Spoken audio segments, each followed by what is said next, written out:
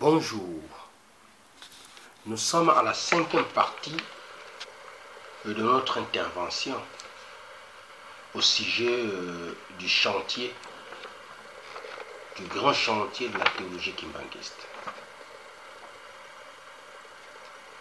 Nous disions que Simon Kimbangu est une nouvelle ère de l'histoire, car il a apporté un souffle nouveau à l'humanité. Cette façon de stipuler que Simon Kimbangu est l'inaugurateur de l'ère nouvelle est originale, dans la mesure où il a reculé les temps historiques de la foi. Il a ramené, donc Simon Kimbangu, a ramené à vivre la foi comme on la vivait à l'époque de Jésus-Christ. Donc Simon Kimbangu a vivifié l'Église. Pour fortifier notre hypothèse, nous nous sommes servis des travaux de Mboka Kiese sur la phénoménologie de l'inauguralité. Pour Mboka Kiese, l'inauguralité est bien entendu une étape singulière du processus de créativité quand les quelques 10 exigences radicales sont réunies. Il s'agit donc de l'appartenance purement aléatoire dans une discipline donnée, qui reste la condition première. Cette discipline doit participer à l'affirmation d'un paradigme, c'est-à-dire la nouvelle discipline. L'activité scientifique de cette discipline doit avoir pour enjeu la survie du paradigme. Le progrès de la science doit passer par la réfutation des paradigmes existants. L'impossibilité d'inaugurer dans la recherche sans une rupture épistémologique par rapport au paradigme existant, c'est-à-dire il faut obligatoirement passer par la démarche épistémologique. 6e point, cette rupture ne peut être possible avec la seule connaissance enseignée par l'établissement qui défend les paradigmes institués. Il doit s'agir d'une connaissance travaillant à la reproduction des valeurs établies. 7e point, l'inauguralité commence par une démarcation irréversible vis-à-vis des paradigmes dominants. C'est-à-dire, la discipline inaugurale doit présenter, si vous voulez, des stratégies nouvelles, doit présenter des éléments nouveaux. Mais cette démarcation n'est possible qu'au terme de la découverte des principes fondamentaux d'exclusion ou d'inclusion, des coopérations et des concurrences ou des concurrences qui régissent l'activité scientifique. 8. L'inauguralité s'ouvre alors comme la seule réponse au péril de l'exclusion.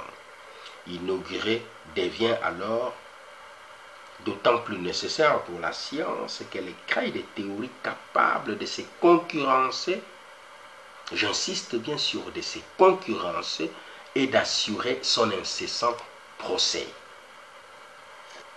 Ainsi, la question de l'inauguralité convoque d'abord les retours constants de la science sur elle-même, condition de sa survie. 9.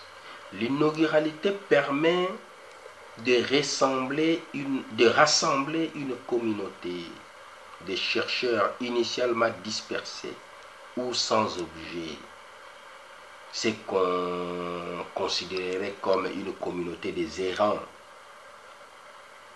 Cette communauté doit élaborer des hypothèses et des théories pour construire les paradigmes, comme ce que nous sommes en train de faire dans les chantiers de la théologie kimbanguiste. Et enfin, selon Mboka Kiese, le chercheur inaugural doit appartenir à un paradigme qui les soustrait à la précarité couvrant la longue période des errances épistémologiques. Il a donc objet, il doit donc avoir un objet délimité dont il construit la scientificité. Il peut enfin universaliser sa science à la manière des sages. En définitive, c'est la science elle-même qui commande la loi inaugurale, qui doit commander son dynamisme et sa survie en dépendent. Quant à la communauté des savants, elle ne se constitue qu'avec l'élaboration des paradigmes. Là, nous avons cité Mboka Kiese et Mawawa Mawa Kiese dans Hommage à Cheikh Anta Diop. Ces 10 exigences viennent réconforter notre œuvre et confirmer l'essence de l'inauguralité que nous avons reconnue en Simon Kimbangu, en sa nature et en ses œuvres. À franchement parler, nous avons fourni un effort accru pour lire intégralement la plupart des livres qui traitent du kimbanguisme et les analyser pour confirmer notre hypothèse. Tout le monde peut parler, mais tout le monde n'est pas capable d'écrire. Tout le monde peut écrire, mais tout le monde n'a pas de compétences de publier et d'être lu en public. Le métier d'écrire et de publier est une ingéniosité réservée à une classe spécifique. En ce XXIe siècle, le kimbanguisme est confronté à une telle concurrence qu'il est obligé de s'efforcer d'être à la hauteur de ses prédateurs et de ses détracteurs. Présentement, nous nous cessons de le rappeler que il est en train de se développer dans le kimbanguisme 2 principaux courants. L'un ecclésiastique et monothéiste, basé sur la Bible et les catéchismes basé sur les déclarations ex-cathedra du chef spirituel, et l'autre religieux, c'est-à-dire l'autre courant kimbanguiste, c'est le courant du kimbanguisme religieux, messianique et énothéiste, à tendance polythéiste même, basé sur les simples spéculations. L'on doit se rappeler que ce monde dans lequel nous vivons, qui est en perpétuelle mutation, exige de plus en plus de la qualité et de la quantité à la fois pour soit se maintenir dans l'histoire, soit évoluer dans le temps et dans l'espace. Un livre d'église doit se référer aux sources formelles, donc à la Bible et au catéchisme. Toute autre référence relève de la spéculation et le fait devenir un livre classique, soit un essai littéraire, s'il respecte bien sûr les critères épistémologiques. En ce qui nous concerne, pour les chantiers de la théologie kimbanguiste, il est jusqu'à ce jour difficile de trouver un volume remplissant les critères universels de l'objectivité pour être lu en toute indépendance. Pour la plupart des ouvrages sur le kimbanguisme, le contenu fait défaut, par manque, soit par manque de cohérence, soit par manque d'objectivité,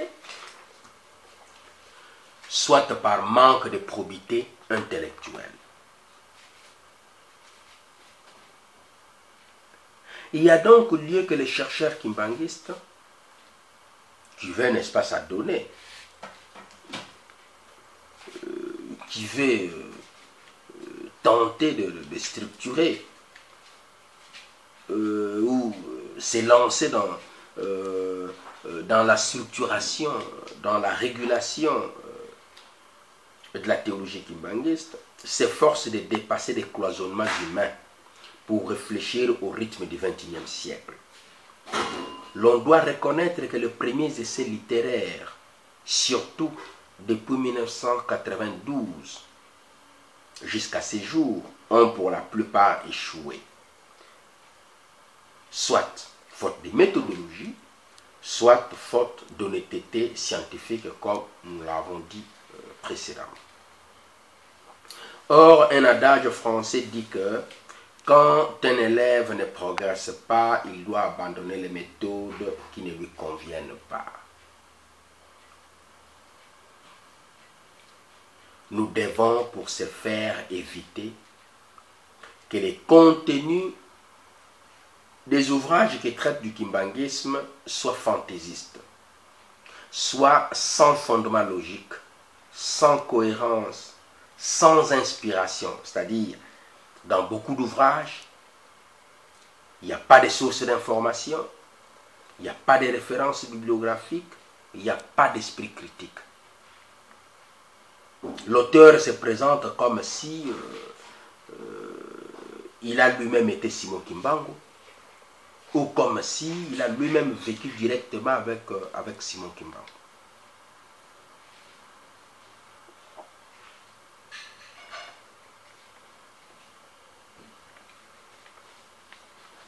Tout l'enseignement de Simon Kimbangu apparaît comme une innovation, une initiation à une ère nouvelle, en corrélation avec le christianisme biblique. C'est sans doute du christianisme nouveau.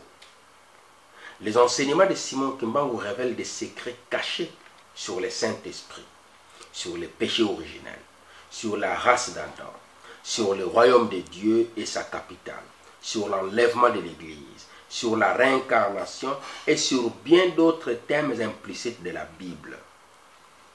Le 6 avril 1921, il y eut en Kamba une sorte de Pentecôte. C'était le début d'une église vivante et agissante, une église cohéritière du judaïsme, rappelant l'église primitive, un christianisme véritablement expérimental. Une église typiquement africaine et libératrice, apparaissant comme l'accomplissement des prophéties de Jésus et de l'Apocalypse de Jean. Pour aujourd'hui, nous nous arrêtons là. Merci, on se voit à la prochaine.